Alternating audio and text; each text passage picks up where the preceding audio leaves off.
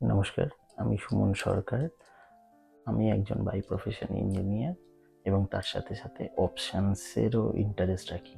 So option এনথুসিয়াস্টও বলতে পারেন। আমি কলকাতা থেকে বিলং করি। তো এটাই আমার ইউটিউবের প্রথম ভিডিও। একটু হয়তো গন্ডগোল করব, ক্ষমা করে দেবেন। আস্তে আস্তে আমি ঠিক করার অবশ্যই চেষ্টা করব। তো অপশানস নিয়ে কিছু ভিডিও করার জন্য আপনাদের সামনে এসেছি। তো আমি চেষ্টা করব একটু অন্যরকম ভিডিও করার। হেজিং, বিভিন্ন option strategy, basics of options, বিভিন্ন ট্রেডারদের কথা সেরকম। আমারও অপশনস নিয়ে যত জানা, ইন্টারেস্ট বলতে পারেন সবই ইউটিউব থেকে। ইউটিউব একটা খুবই ভালো বড় জায়গা। আর একটা হ্যাঁ, সত্যি আমি যখন এখন শুরু করব ভেবেছি অপশানস নিয়ে, তো এইটা আমার সবসময় মাথায় রয়েছে যে কী করা যায়। সব ভিডিওই তো অ্যাভেলেবেল ইউটিউবে, এত ভালো ভালো ভিডিও। তো আমি দেখলাম একটু অন্যরকম যদি কিছু করা যায়, তো সেরকমই ভেবেছি। তো আমি ভেবেছি প্রথমে কিছু লিজেন্ডারি অপশান ট্রেডারদের কথা নিয়ে শুরু করব। তাদের কিরম জার্নি ছিল এবং সেখান থেকে আমরা কি লার্নিংস পেতে পারি। তো সেরকমই এটা বিভিন্ন গুণীজনদের কথা একটা এপিসোডে বলবো। আজকে তারই প্রথম এপিসোড। চলুন শুরু করা যাক। আজকে যে মানুষটির কথা বলবো, ওনাকে গডফাদার অফ কোয়ান্ট বলা হয়। উনি ক্যাসিনো আর ফাইন্যান্স এই দুটো জায়গায় ম্যাথামেটিক্যাল ফর্মুলা অ্যাপ্লাই করা যায় উনি প্রথম দেখিয়েছিলেন এবং উনি এস্টাবলিশ করেছিলেন সেটা। উনি প্রমাণ করেছিলেন এই দুটো পিওর গ্যামলিং না, এইগুলো ম্যাথামেটিক্যাল মডেল দিয়ে প্রুভ করা যায়। ওনার নাম এডওয়ার্ড থর্প। এটা 1950s কথা। তখন তিনি এমআইটির প্রফেসর। তিনি ব্ল্যাক জ্যাক, যেটা ক্যাসিনোর একটা পপুলার খেলা, সেই খেলায় খুব আকৃষ্ট হয়েছিলেন এবং তিনি দেখলেন যে এই খেলাটা পুরো গ্যামলিং না, এই খেলাটা ডিপেন্ড করছে কার্ডসগুলো কিভাবে ডিক থেকে তোলা হচ্ছে তার ওপর। মানে এটা একটা ডিপেন্ডেন্ট ইভেন্টসের ওপর ডিপেন্ড করছে, probability of win and loss. উনি অবজার্ভ করলেন যেটা রুলেট, যেখানে বল স্পিন হয়, জানেন যে একটা নাম্বারে গিয়ে দাঁড়ায়, সেই নাম্বারটা বেট করলে উইন হয়। সেখানে রুলেটটা হচ্ছে ওর কোনো মেমোরি নেই, ও র্যান্ডামলি মুভ করে। কিন্তু ব্ল্যাক জ্যাকের ক্ষেত্রে কি হয়, কার্ডগুলো কীরকম হাতে আসছে তার উপর ডিপেন্ড করছে জেতার চান্স এবং হারার চান্স। কিরকম, উনি অবজার্ভ করলেন যে লো ভ্যালু কার্ডগুলো, সেগুলো হচ্ছে 2 থেকে 6, এই কার্ডগুলো যদি যে প্লেয়ার তার হাতে আসে, তাহলে ডিলারের দিকে হাই ভ্যালু কার্ডগুলো যাওয়ার চান্স, যেগুলো হচ্ছে 10 পয়েন্টস কার্ড, যেগুলো হচ্ছে মেনলি 10 থেকে কিং, প্লাস হচ্ছে এবং 7, 8, 9 এগুলো হাই ভ্যালু কার্ড, সেইগুলো যদি যায় তাহলে ডিলারের হারার চান্স বেশি। তো এই কার্ড কিরকম আসছে এর ওপর ডিপেন্ড করে তিনি একটা মডেল বার করলেন এবং সেটা তিনি এস্টাবলিশও করলেন।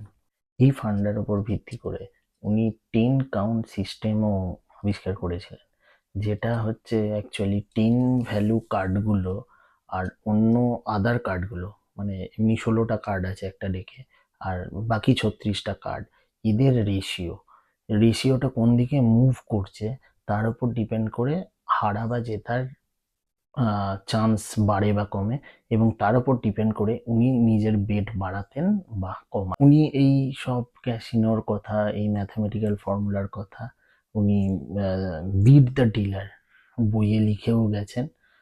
ওটা 1962-তে পাবলিশ হয় এবং তারপরে ক্যাসিনো ওয়ার্ল্ড পুরো চেঞ্জ হয়ে যায় বলতে পারেন। যারা ক্যাসিনো ওনার, ডিলার, তাদের তো কপালে ভাঁজ পড়ে যায়। এই থিওরির ওপর বেস করে তিনি ক্লাউড শ্যানন, যাকে ফাদার অফ ইনফরমেশন থিওরিও বলা হয়, সাথে মিলে 1961-এ একটা ওয়্যারেবল কম্পিউটার বানান।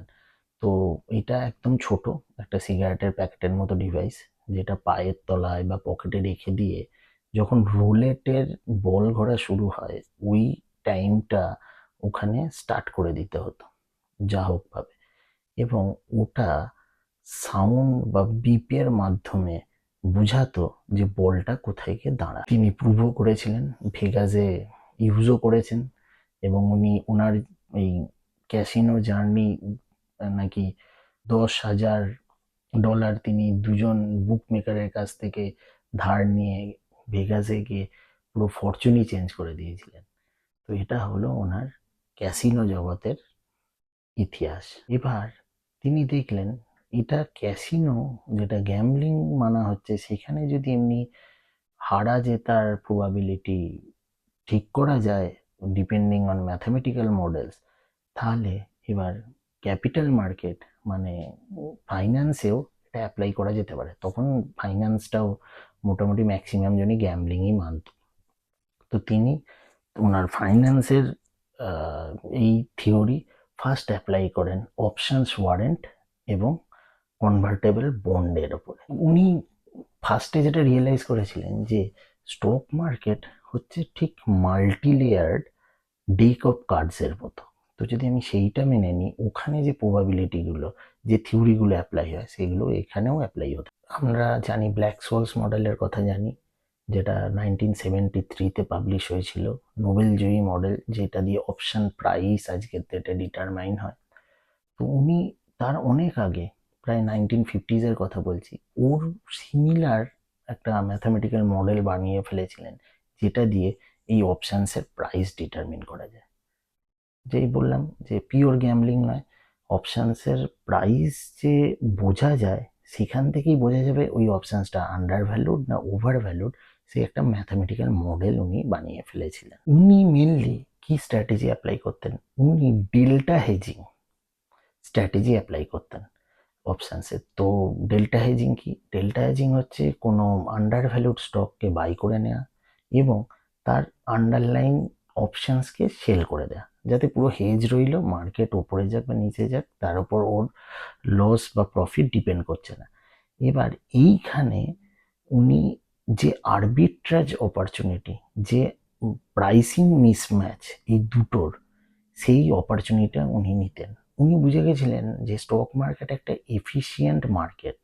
এটা একটা স্টক মার্কেটের থিওরি। আজকে মডার্ন ডেজেও আপনি জানবেন যে স্টক মার্কেটকে সবচেয়ে এফিশিয়েন্ট মানা হয়, কিন্তু সেখানে অনেক ছোট ছোট ইনএফিসিয়েন্সি আছে, সেইগুলোকে খুঁজে বার করতে হবে, যেটাই হচ্ছে আরবিট্রাজদের মেন কাজ। তো উনি এই আরবিট্রাজটা করতেন। তো কোনো গ্যামলিং নয়, আন্দাজে ওপরে যাবে নিচে যাবে এমনি নয়। তো এমনি হেজিংটা উনি অ্যাপ্লাই করতেন, আর তার আগে ম্যাথামেটিক্যাল ফর্মুলা উনি বার করে ফেলেছেন, সেখান দিয়ে কোন অপশানসটা আন্ডার ভ্যালু ওভার ভ্যালুড সেটা বুঝে যেতে পারতেন। উনি প্রিন্সটন নিউপোর্ট পার্টনার বলে হেজ ফান্ডও চালু করেন 1969-এ, এবং এই হেজ ফান্ড নেক্সট 20 বছর ধরে 20% কম্পাউন্ডিং অ্যানুয়াল গ্রোথ দিয়ে গেছে। বার্নি ম্যাডফ, যার পঞ্জি স্ক্যাম 2008-এ বাইরে আসে, তার অনেক আগে 91-এ এডওয়ার্ড থর্প ধরে ফেলেছিলেন। কিরকম? একজন ধনী লোক তার কাছে আসে যে তার কিছু ইনভেস্টমেন্ট এই ম্যাডফকে দেয়া আছে, সে কিছু প্রফিট প্রমিস করেছে, সেইটা একবার দেখার জন্য। তো এডওয়ার্ড দেখে এটা ম্যাথামেটিক্যালি ইম্পসিবল, উনি যেটা দেখিয়েছেন। তো তিনি ওই ওই মানুষকে বলেন যে না, এটা কোনো গন্ডগোল আছে, এটা এরকম হতে পারে না। সেই স্ক্যামটাই বাইরে আসে 2008 সালে, বার্নি ম্যাডফের পঞ্জি স্ক্যাম। এখন যদি এডওয়ার্ড থর্পের স্টক মার্কেট ফাইন্যান্সের জগৎটাকে আমরা সামারাইজ করি, তাহলে উনি মেনলি কি করেছিলেন? উনি ভ্যালু দেখতেন, সেখানে আরবিট্রাজ অপরচুনিটি খুঁজতেন এবং অবশ্যই হেজিং করে পজিশন নিতেন। উনি রিস্ক ম্যানেজমেন্টের উপর খুব জোর দিয়েছেন। রিস্ক ম্যানেজমেন্টে উনি কেলি ক্রাইটেরিয়ন ফলো করতেন। তো কেলি ক্রাইটেরিয়ন নিয়ে আমরা পরে একদিন কথা বলবো। এটা খুবই প্রযোজ্য, আমাদের পজিশন সাইজিং কেলি ক্রাইটেরিয়ান থেকে ডিফাইন করা উচিত। হাফ কেলি, ফুল কেলি আমরা নিতে পারি। তো এই নিয়ে আমরা একদিন পরে আলোচনা করবো।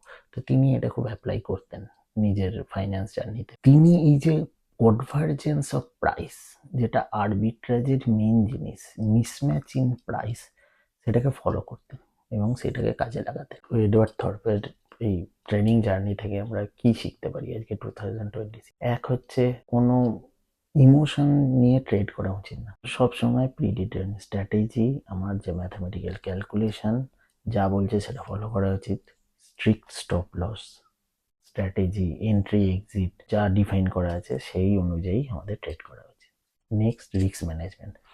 একটু আগে যে কেলি ক্রাইটেরিয়ানের কথা বললাম, তো যেমনি যে সেবি বলে 90% ট্রেডার লুজেস মানি, তো মেনলি তার কারণ আমার যেটা মনে হয় যে position size. Entry exit not a problem, main problem হচ্ছে পজিশন সাইজ, আমরা ওভার ট্রেড করে ফেলি, তার জন্যই আমাদের অ্যাকাউন্ট ফ্লো করে যায়। এইটা কেলি ক্রাইটেরিয়ান দিয়ে ডিফাইন করা যায় পজিশন সাইজিং, সেটা নিয়ে একদিন পরে কথা বলবো। নেক্সট হচ্ছে মার্কেটের inefficiency, means market is always efficient. এটা যে কোনো মডেলে আন্ডারলাইন অ্যাজাম্পশনই যে মার্কেট এফিসিয়েন্ট, সবাই সব ইনফরমেশন জানে, মার্কেট সব কিছু ফ্যাক্টর করে নেয়, কিন্তু এর মধ্যেই কিছু না কিছু ইনএফিসিয়েন্সি থাকবে, ছোট ছোট। সেই ইনএফিসিয়েন্সিগুলো খুঁজে বার করতে হবে, এবং সেটাই যদি খুঁজে পাওয়া যায় এবং তার যদি অপরচুনিটি নেওয়া যায়, সেটাই হচ্ছে বেনিফিট। এটা উনি দেখিয়ে দিয়ে গেছেন। থ্যাংক ইউ আমার ভিডিও দেখার জন্য। আর আমি চেষ্টা করলাম, করার যাই না কিরকম হয়েছে, আস্তে আস্তে অবশ্যই আমি ইমপ্রুভ করবো। আর আমি ভিডিওগুলো 10 মিনিটের মধ্যে রাখার চেষ্টা করবো। দেখা যাক, পরের দিন আরেকজন মানুষের কথা বলবো, তার সাথে সাথে কিছু অপশানসেরও ভিডিও করার চেষ্টা করবো।